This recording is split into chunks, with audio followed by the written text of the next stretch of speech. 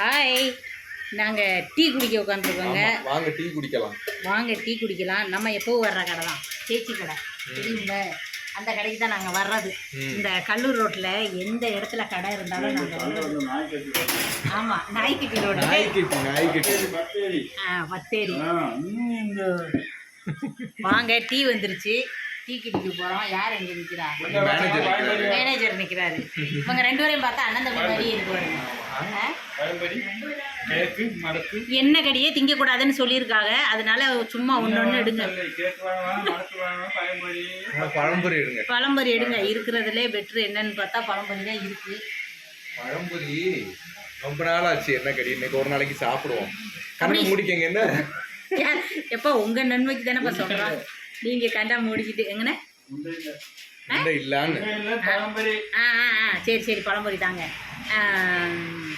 உருண்டை இல்லையா, பழம்பொரி தான் இருக்குன்னு சொல்லிட்டாரு. நாங்கள் இடையில, அதாவது நாங்கள் வியாபாரத்துக்கு போனது இங்கேருந்து பார்த்தீங்கன்னா கல்லுமுக்குன்னு சொல்லி ஒரு இடத்துக்கு போனாங்க. அவ்வளோ தூரத்தில் இருந்து எத்தனையோ கடை இருந்தாலும் ஏன் தெரியுமா இங்கே வந்து நாங்கள் சாயா குடிக்கிறோம். அந்த லேடிஸு பாவம் எங்களை மாதிரி ஒத்தையில் கடை வைக்கும்போது அவங்களுக்கு ஒரு ஆறுதல் கொடுக்கணும், நம்ம தான் உற்சாகப்படுத்தணும். எப்படி சொல்கிறது, ப்ராடு விட்டுக்கிட்டு இருக்குது.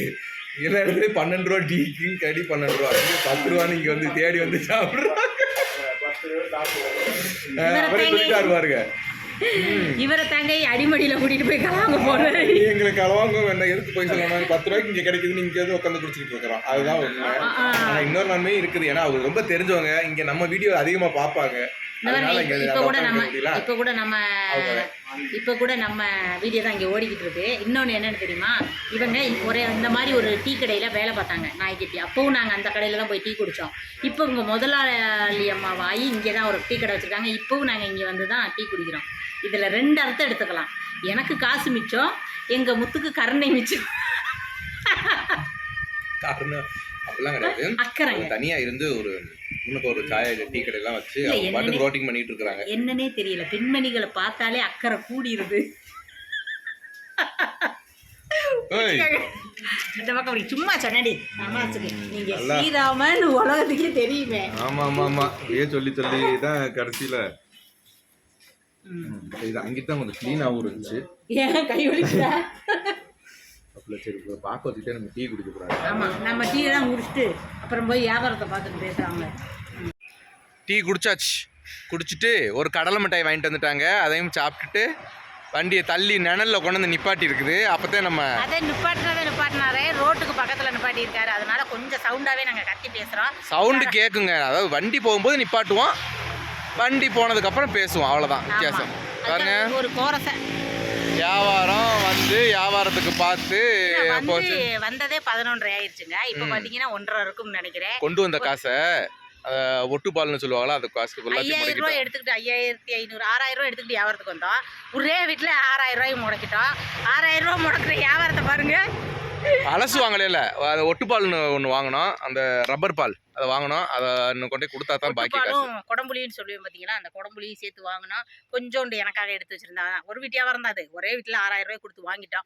இதுக்கு இடையில நானும் 2 நாள் ஒன்றா தனியாக வியாபாரத்துக்கு வரத்தான் செஞ்சேன். அப்போ தனியாக என்னத்தை நம்ம வீடியோ போட்டு நம்ம பேசிக்கிட்டு எங்கள் 2 பேர்த்தையும் சேர்த்து வீடியோ போட்டு பேசுகிறத நீங்கள் விரும்பிங்கன்னு எனக்கு நல்லா தெரியும். அதனால தான் நான் தனியாக பேசவே கிடையாது. அப்புறம் இன்னைக்கு சரி வந்தோம், வந்துட்டு இந்த வியாபாரம் முடிஞ்சா சரி வீட்டுக்கு வியாபாரம் முடியல, அதுக்குள்ளே நல்லா முடிச்சு வீட்டுக்கு போகலாம். இந்த இங்கே இருக்க வியாபாரத்துக்கு வந்துட்டு இப்படி 1/2 வண்டி எடுத்துக்கிட்டு வீட்டுக்கு போகலான்னு ஒரு காசு இல்லை. காசு இல்லைனாலும் கூகுள் பேன்னு ஒன்று எதுக்கு இருக்குது கண்டுபிடிச்சிருக்கிறாங்க. அதை வச்சு வியாபாரம் பார்க்க வேண்டியதே. ஒரு வியாபாரத்துக்குன்னு இறங்கிட்டு வண்டி காலி வண்டியை கொண்டுட்டு போனால் பக்கத்தில் இருக்கவங்களாம் சிரிச்சு போட மாட்டாங்க. எதுக்குமா சிரிக்கிறாங்க? அதனால என்ன பண்ணணும், சாக்காவது வாங்கி நிறைச்சு வச்சுட்டு போயிடணும். இந்த பஞ்சாயத்துக்காரங்க குப்பையெல்லாம் வள்ளி கட்டி வச்சுக்காம தூக்கி போடுமா வண்டியில சேர்த்துக்கு சாக்கு கணக்கு கொண்டு போவோம். போகிற வழியில் ஒரு 4-5 வீடு இருக்கு, அது கேட்போம். கேட்டுக்கிட்டு கிடைச்சிச்சுன்னா வாங்கி போட்டு போவோம். அதுக்காக இப்போ 2 மணிக்கே வீட்டுக்கு போய் என்ன பண்ண போகிறோம்? என்ன நல்லா டீ குடிச்சோம் பார்த்தீங்களா? டீ குடிச்ச கடையில் வந்து பேப்பர் கொடுத்துருந்தோம். பேப்பர் கொடுத்து எவ்வளோன்னா அவங்க 5 வருஷத்துக்கு பேப்பரே வாங்க முடியாது. அந்த மாதிரி பேப்பர் 1000 சில்லற ரூபாய்க்கு பேப்பராக கொடுத்தாச்சு. ஒரு வட்டம் 500 ரூபா கையில் கொடுத்தாங்க. திருப்பி காசை வந்து 2 வட்டம் டீ குடிச்சு கொஞ்சம் குறைச்சோம்.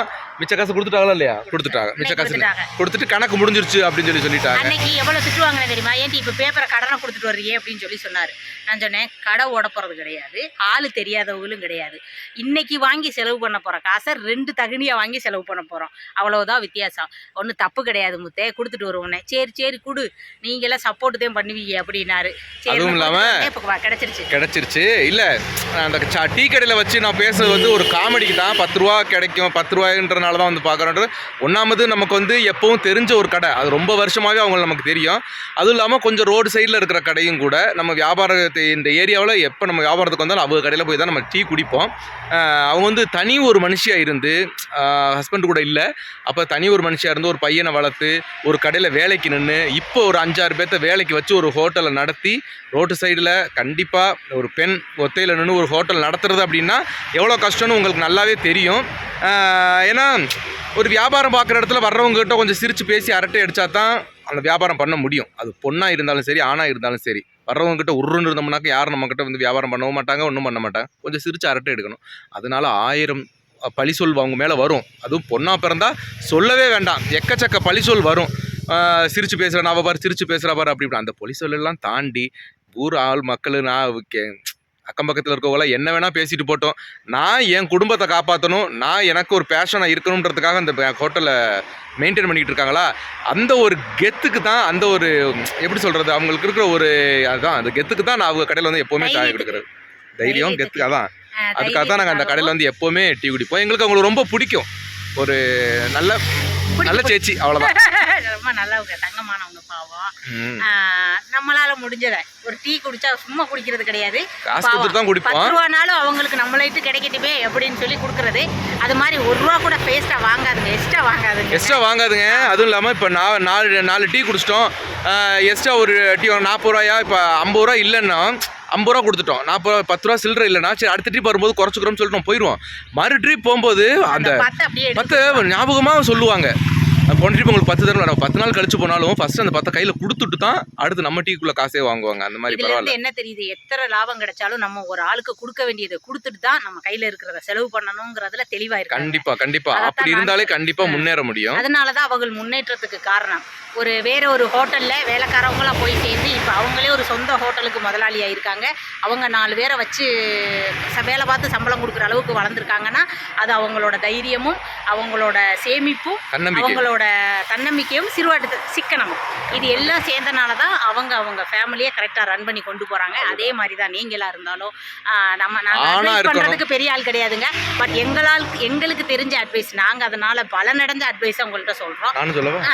ஆணாக இருந்தாலும் பொண்ணாக இருந்தாலும் நம்பிக்கையோட சிக்கனத்தோட நம்ம வந்து ஒரு நேர்மையாக எந்த ஒரு தொழிலும் நம்ம பார்த்தோம் அப்படின்னாக்கா கண்டிப்பாக வாழ்க்கையில் முன்னேறலாம். அதுக்கு இவங்க ஒரு சிறந்த உதாரணம் தான். அவங்கள காமிக்கலையே அப்படின்னு நினைக்கக்கூடாது.